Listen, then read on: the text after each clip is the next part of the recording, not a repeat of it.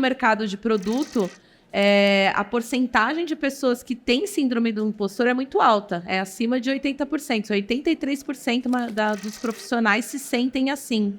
Então, por isso que a gente quis trazer esse papo para cá e trazer essas pessoas para nos ajudar a entender o porquê e também, obviamente, ajudar a sair desse rolê errado, né, que é a síndrome do impostor.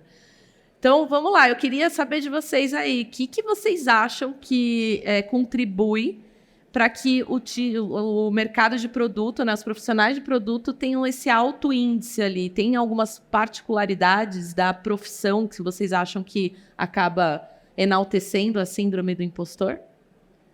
Cara, acho que eu posso começar aqui do meu lado. Obviamente, né, que eu vou falar muito da minha experiência. Provavelmente cada um tem uma experiência diferente, opiniões e visões diferentes. Mas do meu lado, eu vejo que a síndrome do impostor, ela começou a me pegar. Ela já me pegava há muito tempo, desde sempre. Eu chamo de Dolores. Quando eu começo a ver que eu estou entrando, eu falo: "Ei, Dolores, você está aqui de novo, né, sua safada?" Enfim, eu vejo que a gente, né, de produto, na posição de gerente de produto, enfim, a gente acaba sendo um consolidador de várias pessoas e de várias outras áreas. E, no final das contas, a gente está atuando, fazendo uma ligação de muitos pontos, e, muitas vezes, todos esses pontos não estão necessariamente no nosso escopo. E aí eu via que, quando eu tinha que, sei lá, fazer algum produto de algum contexto muito diferente do meu, eu começava a questionar e duvidar de qualquer tipo de decisão. E também tem um ponto que muitas das decisões que a gente tomava, ela ia afetar muita gente, e muitos outros times, e um contexto bizarro, assim. Então, eu sentia que estar no centro de tudo, fazendo tudo ao mesmo tempo e nada ao mesmo tempo também, trazia dolores o tempo inteiro. E aí foi por isso que eu dei um nome, que aí fica mais fácil de eu me reconhecer quando eu entrava nesse contexto. Então, para mim, ser esse consolidador começou a ser um gatilho para mim. Embora eu gostava muito e ainda gosto. Pegando o gancho, né, do que a Fê trouxe aqui, eu acho que a gente vai falar de várias características do profissional, né, gerente de produto aqui hoje. Então, queria me ater primeiro a 2 pontos que talvez a gente não aborde mais para frente, né? Um ponto que eu acho muito importante a gente reforçar é que nós somos profissionais que temos 2 grandes grupos de pessoas que criam grandes expectativas da gente. Então, por um lado, a gente tem muito nossas lideranças e lideranças de outros times, e, por outro lado, a gente tem muito o nosso próprio time, que tem grandes expectativas da gente. Então, imagina uma galerona criando muita expectativa em cima da gente, e aí? Sempre me vem aquela pergunta: quem sou eu para falar para esse pessoal, né? Dar notícias, fazer alinhamentos, dizer o que a gente priorizou ou não, o que a gente deve fazer ou não. Então, por mais que a gente tenha sim que se munir de dados e informações para reduzir essas incertezas, eu acho que é um grande peso para o PM, né? Para o profissional ali de produto. De novo, quem sou eu para garantir que isso vai acontecer ou não, confiar nessa aposta ou nessa hipótese? Muita responsabilidade, né? E você, Shiba, o que você acha? Eu concordo muito com esse ponto. Acho que se você tem que convencer outras pessoas a seguir por um caminho, mas você sabe que aquele caminho é incerto, só isso já te dá aquele medo de, e se eu estiver errado, né, vão me julgar. E acho que você colocar numa posição vulnerável assim faz você questionar, né, a sua capacidade de tomar decisões.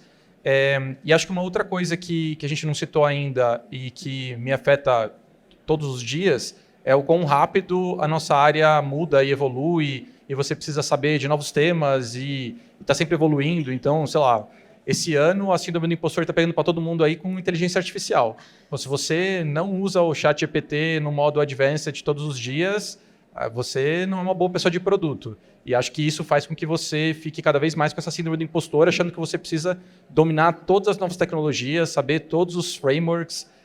Então, acho que essa constante mudança e evolução da nossa área também contribui para essa nossa insegurança de, eu preciso fazer 2 trabalhos. Assim, eu preciso fazer meu trabalho e eu preciso fazer minha pós-graduação individual aqui, lendo todos os conteúdos possíveis pela noite, né? Muita coisa para uma pessoa só. E posso só complementar um ponto aqui, que eu acho que pode ser um pouco polêmico, talvez, mas a gente é uma pessoa, né, um papel que acaba tomando muita decisão, mas, no final das contas, a gente não toma tanta decisão assim. Porque a gente tem que, entre aspas, consolidar tudo, entender o que o gestor XPTO precisa, o que o outro gestor Z precisa, e aí, no final das contas, cola muito, né? O chamado top-down, em alguns momentos. Então, a posição que a gente espera que vai tomar decisões, a gente tem muita incerteza sobre se aquela decisão está certa ou não, mas, ao mesmo tempo, também tem aquela decisão que não é bem nossa. É uma decisão que ela veio ali empacotada com um formato de presente. E aí eu vejo que, em cada momento da sua carreira, provavelmente você vai estar em um contexto diferente. E aí, esse reconhecimento, tá, de onde eu estou agora? Eu estou, de fato, tomando a decisão? Eu estou consolidando grandes decisões? E aí, quem sou eu na fila do pão? Mas será que eu estou usando o chat GPT? Mas o chat GPT falou para eu tomar essa decisão? Enfim. E aí vira uma loucura. Mas é bom também. Sempre bom lembrar, né? Ô, Shiva, você falou aqui, quando a gente estava conversando no começo, que você tinha vários cases de momentos muito específicos da carreira que você se sentiu um grande impostor.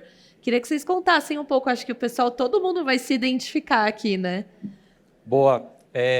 Bom, eu lembro, foi no fim de 2018, quando eu decidi mudar para o Nubank, a primeira vez, eu estou na segunda vez no Nubank agora. E o principal ponto para mim foi síndrome do impostor. Eu estava trabalhando na época numa empresa de games chamada Taps, e eu tinha pouco tempo assim de carreira como produto. Eu estava fazendo 4 anos dentro da área de produto, e eu era o head da área de produto lá. A gente falou um pouquinho de síndrome do impostor, né? Eu dei sorte, peguei alguns momentos certos ali, mas eu trabalhava num time onde tinha muitas pessoas que conheciam muito de jogos, mas não conheciam tanto de produto. Eu conhecia muito de produto, não conhecia muito de jogos. Então, acabou que fazia sentido eu estar ali ajudando o pessoal a aprender produto, porque a partir de jogos eles já sabiam. E eu, assim, vira e mexe, eu pensava, será que eu estou fazendo as coisas certas, né? Eu estou ensinando pessoas, cuidando da carreira de pessoas, falando, não, faz desse jeito, mas será que é assim mesmo? Eu não tinha ninguém mais sênior do que eu para apontar, né, as besteiras que eu estava fazendo, falar, putz, tem uma forma melhor de fazer. Então, eu me questionava muito com isso. E quando você trabalha com jogos, você não está resolvendo uma dor de ninguém, você está criando entretenimento. Então, o seu cinto de utilidades assim, de produto é um pouco diferente. E eu lembro que eu estava conversando com um amigo um dia, assim, batendo papo. Ele também era PM, ele também trabalhava com produto, e ele estava me falando de um novo framework que ele tinha ouvido falar e que ele estava usando muito, e que era assim, nossa, melhor coisa que ele tinha descoberto recentemente, que era jobs to be done. Ele falava, não, os jobs que as pessoas precisam fazer, isso ajuda a mapear, ajuda o seu discovery. E eu pensei, cara, eu nunca ouvi falar de jobs to be done. Assim, já me bateu o desespero naquele momento. Aí depois eu fui ler jobs to be done e falei, mas eu não consigo nem aplicar isso em games, não é exatamente um job aqui que eu estou fazendo. E foi quando me bateu uma síndrome de impostor assim, ferrada. Eu falei, eu preciso sair dessa área, eu preciso dar um passo para trás, eu preciso voltar a ser contribuidor individual, sair de uma carreira de gestão, porque eu não sei o que eu estou fazendo. E aí, inclusive, na época, eu falei com o Paulo, e falei, Paulo, eu preciso ir para uma empresa consolidada. E ele estava no Nubank, ele falou, cara, vem para cá, vai ser muito legal. E quando eu mudei para o Nubank, foi muito bom, porque eu consegui dar um passo para trás e ficar mais tranquilo, e conheci muita gente sênior, mas eu também descobri que mesmo lá, tinha muita gente que fazia o produto freestyle, igual eu fazia. Assim. Então, ajudou a domar minha síndrome do impostor, porque eu falei, mesmo aqui, assim, tem muita gente que não é especialista em produto, e se você está fazendo as coisas, está dando certo, beleza, só vai, assim. Vocês têm casos aí para contar? Com certeza, muitos casos, né? Eu vou falar de 2 bem breves. Primeiro, acho que vai falar do dia de hoje, quando eu recebi o convite para estar aqui nesse painel com profissionais tão maravilhosos, bateu, claro, a síndrome do impostor, mas, de novo, quem sou eu na fila do pão para ser convidada para estar lá, né? Mas, claro, acho que todo mundo, independente da experiência prévia que tiver, com certeza tem alguma coisa para contribuir. Então, né, é difícil a gente fazer esse trabalho de perceber isso, mas, enfim, veio a Dolores na hora que me fizeram o convite. E outro ponto, acho que vale falar um pouquinho, né, da fase ali de migração de carreira, quando eu tive, né, minha primeira oportunidade, de fato, como analista de produto na época, por achar que eu estava meio que começando uma nova área, que eu, né, tinha minhas experiências prévias não poderiam me agregar tanto, eu me baseava muito na opinião das outras pessoas e não tinha tanta coragem de ir no meu próprio feeling, perceber que outras experiências que eu tinha vivido poderiam me agregar também. Não vou entrar muito em detalhes, mas eu acabei indo muito na onda ali de ideias de outras pessoas e não acreditando tanto no que eu achava que a gente deveria ou não fazer. Conclusão, era o que eu achava que a gente devia ter feito desde o início, né? Então, assim, de novo, foi a Dolores lá atrás, né, vindo atrás de mim e trazendo, não, Bruna, você não é capaz, então melhor você confiar em outras pessoas que, na teoria, têm mais conhecimento do que você. Minha filha, Dolores está aí para todo lado. Acho que, no meu caso, são várias histórias que aconteceram há 5 minutos atrás, há 1 ano atrás, mas acho que tem uma que foi quando eu falei, acho que eu estou meio maluca mesmo, é bom eu pensar melhor nisso, que eu recebi uma promoção, trabalhando como produto, e aí eu falei para o meu gestor, como assim? Não, você não tem que me promover. tudo isso que você está colocando como justificativa para me promover foi coisa que o fulano e o ciclano fizeram na sprint, blá, blá, blá, isso aconteceu. Não, como assim? Não fui eu que fiz esse trabalho. Ele falou assim, Fernanda, você notou que você falou a qualidade de todo mundo, menos a sua? Você notou que você fez parte disso? Você notou que você que trouxe esse ponto lá? E eu falei, olha que loucura.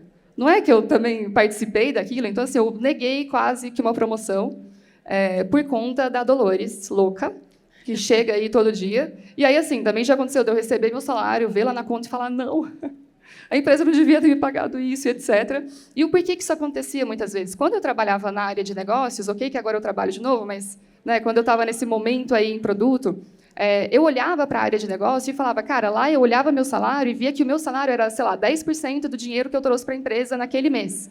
Como produto, eu não necessariamente conseguia fazer isso sempre, porque eu era parte de um motor muito maior. Eu não estava necessariamente trazendo uma venda, enfim, não era tão diretamente ligado ao meu trabalho. Então, esse também, respondendo a outra pergunta que você tinha feito, olha que louca, respondendo a primeira pergunta, isso também é algo que puxa muito a Dolores quando eu estava num time de produto. Mas enfim, a promoção aconteceu, fiquei feliz, depois eu reconheci, mas ainda um trajeto, sabe, para aceitar algumas coisas. Haja terapia, né? Gente, uma coisa que a gente viu quando a gente estava pesquisando aqui sobre o tema é que muitas das pessoas que também têm síndrome do impostor acabam chegando ao burnout. Muito por querer se provar ali o tempo todo e faz hora extra e fica, tentando o tempo todo mostrar que tem o seu valor ali dentro. Vocês acreditam que isso dentro de produto também acontece? Vocês veem isso bastante? Com certeza. Até você já introduziu bem, então, quando a gente está com essa sensação da síndrome do impostor, a gente acha que a gente tem que fazer mais. Cada vez mais, mais, mais e mais. E aí eu enxergo muito duas etapas. Primeiro, essa etapa de mega esforço, então querer se provar o tempo todo, querer fazer além. E depois o momento de paralisia, porque chega um momento que o seu corpo nem aguenta mais, tanto esforço, além do que deveria ser feito. E aí você entra num momento de paralisia que você não consegue mais sair do lugar. Então, eu enxergo muito essas etapas, assim, de que a Dolores vai chegando aos pouquinhos, de forma silenciosa, aí você vai, aos poucos, se esforçando mais do que deveria, se cobrando mais do que deveria, e é importante mencionar que, geralmente, nosso maior inimigo somos nós mesmos, não é nem o coleguinha, não é nem a liderança, somos nós mesmos.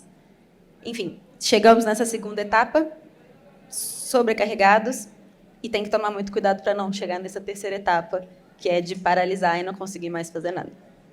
Boa. Eu gosto muito de ter a vivência das coisas, de ser empírico. Então, eu já tive síndrome do impostor, já tive burnout, então eu consigo falar com exemplos. E, acho que você falou um ponto muito bom, que é quando você duvida de você mesmo, você quer fazer mais, você quer estudar, e acho que a gente não dá tanto valor para o descanso.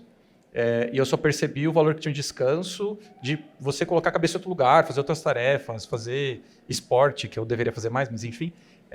Acho que esse tipo de coisa é muito importante, até para o nosso crescimento, para aproveitar o tempo que você tem.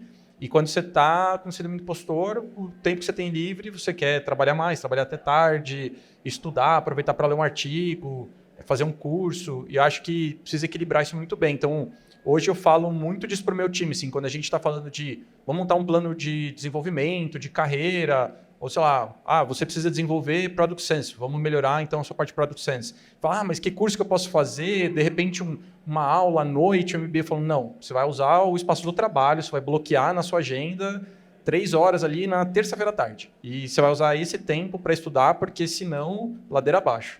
Muito fácil. Assim, aí dando a minha visão, eu felizmente, enfim, nunca tive um burnout. Ainda não chegou, espero que não chegue. Mas uma coisa que eu comecei a notar e comecei a pensar bastante é que hoje eu olho que essa síndrome... Aí talvez vou por um caminho um pouco complexo aqui, mas enfim. Hoje eu estou muito me questionando do tipo, essa síndrome do impostor, de certa maneira, em alguns momentos, ela me fez ser muito melhor do que eu seria, se eu não tivesse a Dolores me enchendo o saco. Só que eu acho que hoje o que eu estou pensando muito é até que ponto a Dolores me ajuda a ser melhor e até que ponto a Dolores não me ajuda a me paralisar. Então, a reflexão que eu sempre faço quando chega e aí? É para melhorar ou é para parar? Às vezes eu tinha essa sensação de que eu talvez teria agido de uma forma diferente, que combina mais comigo, como pessoa e como profissional, mas eu acabei agindo de outra forma para me adaptar àquele contexto que eu estava. E é importante reforçar que, sim, temos que ser seres adaptáveis, resilientes, isso faz parte, isso é importante. Mas até que ponto eu me adaptei ali e continuei sendo a minha essência, Bruna, né? Fiel a você, né? Exatamente, profissional e pessoa. Então, com certeza é uma coisa que atrapalha bastante. E já dando voz para ver, mas um outro tópico que pega muito para mim é que ainda não temos muitas lideranças femininas na área de produto. Já temos bastante mais, o que me deixa muito feliz, acho que é uma coisa para a gente celebrar, mas ainda temos muito para crescer, né? E aí bate aquela dúvida, poxa, mas quanto esforço, então, eu vou ter que ter para ser uma dessas poucas pessoas que chegam lá? Será que eu vou dar conta? Será que eu mereço, né? Vai. A representatividade é importante até para a gente se Exatamente. inspirar, né? Para conseguir olhar mais pessoas ali como a gente e saber que é possível, né? E para mim, pega numa questão que quando a gente vai descrever, pô, o que é uma pessoa de produto massa, foda? É uma pessoa que se comunica com propriedade, é uma pessoa que consegue conectar vários pontos, é uma pessoa que chega, faz e acontece.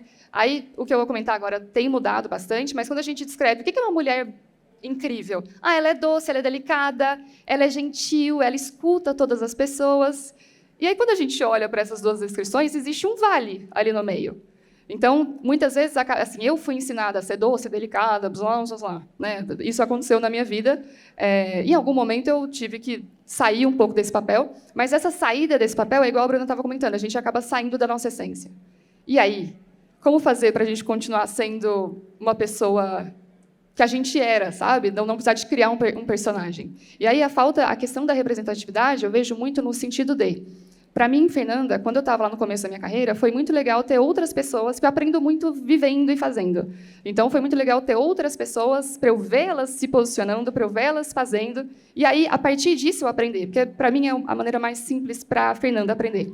E aí, como eu não tinha tantos esses exemplos, felizmente, eu tinha uma Bia que está ali, depois tive uma outra. E aí, então, eu sou muito feliz. E aí, lá vem a Dolores falar que eu tive muita sorte de ter essas pessoas.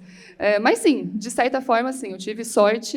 E aí, acho que o ponto que pega é essa falta de... essa diferença, né, da nossa essência com o que é ser do que é ser um bom PM, com a falta, talvez, de outras pessoas para a gente se inspirar. E está tudo bem também se inspirar em caras, que tem vários que são incríveis, e a gente faz o melhor que pode, é isso.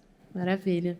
Vocês falaram uma coisa super legal sobre ser autodidata, né? Então, sempre correr atrás e tal. Vocês entendem que o fato também da carreira de produto não ter um curso específico para isso contribui para que as pessoas se sintam mais nesse lugar de síndrome do impostor? E aí, pensando até em você, que você falou muito sobre a transição de carreira. Em que momento que você falou, putz, agora eu posso me sentir uma pessoa de produto, eu estou apta para isso, sabe? Não sei se esse dia chega. Brincadeiras à parte. Há 3 anos atrás, como eu comentei, né, decidi fazer essa migração de carreira. Eu sou formada em engenharia de produção, já tinha atuado mais ou menos como product owner, mas dentro de um contexto de consultoria. Então, nessa época, eu nem sabia que existia uma área de produto, né? Mas, com certeza, uma das principais dificuldades que eu tive nessa fase de migração era conseguir identificar o que das minhas experiências prévias poderiam me ajudar a me tornar uma boa product manager, ou até conseguir uma primeira oportunidade, né? E é uma coisa que muitas pessoas me procuram para perguntar. Nossa, mas eu trabalho como garçonete e quero virar PM. Eu não tenho chance nenhuma, né? Mas não, você tem sim. Que nem você falou, não tem uma formação específica, né? Não tem uma graduação específica ali para você se tornar gerente de produto. Então, eu acho que é muito mais você pensar todas as experiências que você viveu e associar isso à pessoa de produto que você pode ser. Por exemplo, posso dar alguns cenários aqui meus. Eu trabalhei um tempo na área de atendimento. Nessa área, eu ficava muito próxima de clientes, de contato direto, ouvindo as dores deles. Que pessoa de produto que não gostaria de ter isso hoje em dia, né? Além disso, eu estava lá ouvindo as dores e tendo que chegar rápido numa conclusão, numa solução. Também, muito do que eu uso hoje na área de produto. Trabalhei na consultoria, já comentei. Eu tinha que ser proativa, porque eu não sei quem aqui já trabalhou na consultoria, mas as informações não vêm. Você tem que se virar. Outra coisa, na consultoria é muito dinâmico. Então, cada dia você está num projeto diferente. Então, você tem que se adaptar, você tem que ser resiliente, você tem que aprender um novo mercado. E a pessoa de produto também. Então, só estou dando alguns exemplos aqui de que lá atrás foi muito difícil para mim aceitar, né, de que, nossa, e agora? Quantos mil cursos eu vou ter que fazer? Quantos mil livros eu vou ter que ler? Mas, com confiança, eu posso dizer que hoje a profissional que eu sou está muito mais linkada a todas as experiências que eu vivi e vivo do que necessariamente a ter feito um curso ou não ter feito uma graduação que não existe, né, de Product Management. É o grande quebra-cabeça da vida de cada um que vai Exatamente. fazer as nossas experiências serem valorosas, né? Para onde a gente vai. E vocês têm alguma... Eu fiquei pensando que talvez a síndrome do impostor ela tenha mais a ver com a parte do discovery do que com o delivery. É justamente o momento onde você tem que tomar decisões, você tem que falar para que caminho que você vai, mas é difícil você ter certeza, é difícil você ter sempre, sei lá, um processo que é redondinho e que sempre funciona. E porque não existe, né, uma receita de bolo para você fazer isso, você está constantemente ali se questionando. Então, acho que uma das coisas que ajuda também quando a gente está falando de gerenciar a sua ansiedade, a sua autoconfiança, é trabalhar não só na parte de hard skills, de produto, mas também em soft skills, em organização, em comunicação, em autoconhecimento. Eu acho que isso ajuda e isso também tem cursos sobre isso, mas tem muita coisa que você pode ler e que te ajuda a entender melhor o que você precisa saber, como você se sente, como você lida com isso, né? Uma das coisas, por exemplo, que ajuda a eliminar a síndrome do impostor é saber quanta gente tem síndrome do impostor. Isso te faz, né, ter mais consciência de que esse sentimento é normal e não é que eu sou um lixo. É simplesmente que faz parte da minha trajetória de carreira, da minha escolha, da posição que eu estou. Então, beleza. Então, vou decidir, né, ignorar esse ponto e passar por cima disso. Eu tenho abraçado bastante a Dolores. Falo, vem cá, Dolores, estamos juntos, é isso aí. E aí, uma coisa que eu estava conversando com uma pessoa recentemente, que eu perguntei, assim, ele era uma pessoa que não se entendia como síndrome do impostor, não entendia que isso acontecia na carreira dele. E eu falei, cara, mas o que você acha que fez a sua carreira chegar onde ela chegou até agora? Assim? O que você acha que foi o fator que te fez ter sucesso? Ele falou assim, Fer, a minha capacidade de ligar o foda-se e de falar, eu fiz o melhor que dava até aqui, agora eu aprendi isso, agora na próxima eu vou fazer isso e alguma outra coisa. Eu falei, safado, tá vendo? Não tem faculdade. E aí o que eu acredito que essa questão de não ter uma formação, se talvez isso pode ou não afetar a nossa síndrome, eu acredito que isso pode ser algo relativo ao mercado de tecnologia por completo. Porque as coisas acontecem muito rápido, acho que até um desenvolvedor que fez engenharia da computação, o que ele deve ter aprendido na faculdade não é necessariamente o que ele aplica hoje em dia na vida dele. Eu acho que talvez a velocidade que as coisas acontecem é o que faz isso ser, todo mundo ter a sua Dolores particular. E aí o melhor é fazer o melhor que a gente pode com a Dolores e viver a vida. É isso. Legal, você começou a já dar umas diquinhas ali, né? Eu queria que vocês dessem umas dicas de como vocês lidam com as suas Dolores e o que você já falou, eu acolho minha Dolores, mas o que mais? O que vocês acham que poderia ser válido ali para ajudar as pessoas a diminuírem, ou pelo menos, eu acho que eliminar por completo é muito difícil, mas diminuir um pouco, né, essa síndrome. Porque, como vocês falaram também, às vezes ela é um impulsionador, né, na medida certa. Talvez seja muito aberta, assim, mas as melhores pessoas de produto com as quais eu já convivi em algum momento, elas eram especialistas em alguma coisa, assim.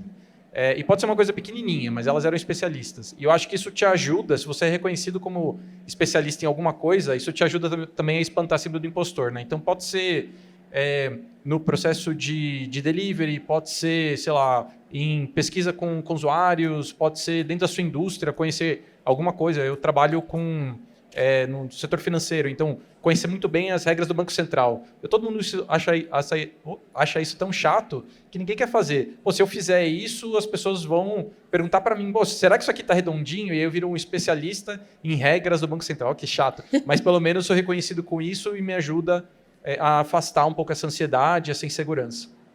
Boa. Aí o que Fernanda faria? Que engraçada, nossa, que piada boa. Vai ter esse podcast em algum momento, enfim. O que eu tenho feito? Eu chamo de caderninho de possibilidades. Então, quando o Dolores chega, eu falo, legal, o que pode acontecer? Quais são as possibilidades que vão acontecer na minha vida caso esse medo que está me afetando, ele, de fato, vire uma verdade? Então, e aí eu começo a colocar e listar e colocar, e de repente eu olho e falo, é isso? Porra, ninguém vai morrer, o prédio não vai cair, no máximo eu vou aprender alguma coisa nova, Aí eu falo, legal, então deixa eu alinhar esses riscos com as outras pessoas que podem ser afetadas por isso. Se todo mundo estiver ok, bora. Então, esse caderno de possibilidades foi assim, ele me ajudou, acho que eu chamo de ligar o foda-se de maneira consciente, digamos assim, porque não é que eu estou ligando foda-se e caguei, não. Eu estou ligando, porém, a gente sabe que isso aqui pode acontecer, e pior do que isso, pior que pode ficar, mas, em geral, não vai. Em geral, a Dolores ela é muito mais profunda do que ela deveria. Então, isso tem me ajudado bastante, assim, e não só quando eu estava em produto, agora em estratégia, enfim, acho que num contexto geral da minha vida. Os monstrinhos vão ficando menores, Menina, uma loucura. Eu falo, nossa, era para isso que eu estava nessa agonia toda? Só que eu demorei também a entender quando a agonia chegava. E aí esse foi um segundo exercício. De começar a entender, pô, a agonia chega, vou ficando um pouco mais tristinha, eu acordo com menos vontade de começar meu dia. Aí eu falo, agora é hora de eu pegar meu caderno, e aí eu busco ele e faço a coisa acontecer. Quando você vai falando, eu fui lembrando do exemplo que eu dei hoje, né? De estar aqui hoje, que bateu a síndrome do impostor. Poxa, será que eu mereço realmente ir? E aí, hoje de manhã, veio me dando uma ansiedade. Meu Deus do céu, vou subir lá, vou falar. Quem sou eu para estar lá? Só que aí eu fiz esse exercício de, vamos virar a chavinha? Em vez de ficar, meu Deus, será que eu realmente mereço estar lá? Vamos comemorar que eu consegui estar lá? Que eu tive essa oportunidade? Então, deixei um pouco a ansiedade de lado e virou mais talvez uma emoção de conquistar isso. Então, fica também, né? Não estou falando que é do dia para o outro que essas coisas acontecem, e nem sempre acontece comigo também, mas hoje eu consegui, né, virar essa chavinha e comemorar, ao invés de só ficar ali duvidando de mim. Maravilhoso. Ó, tem perguntas aqui do pessoal, né? Eu tenho, a pergunta mais votada aqui, que tem a ver até com o que você falou, Fê, que é como saber quando a síndrome do impostor é algo que realmente nós temos que melhorar. Passou do limite ali. Cara, nossa, eu sou a pior pessoa para responder, mas eu vou tentar. Assim, para mim, eu entendi que estava passando do limite quando outras pessoas começaram a falar, ô, retardada, se liga.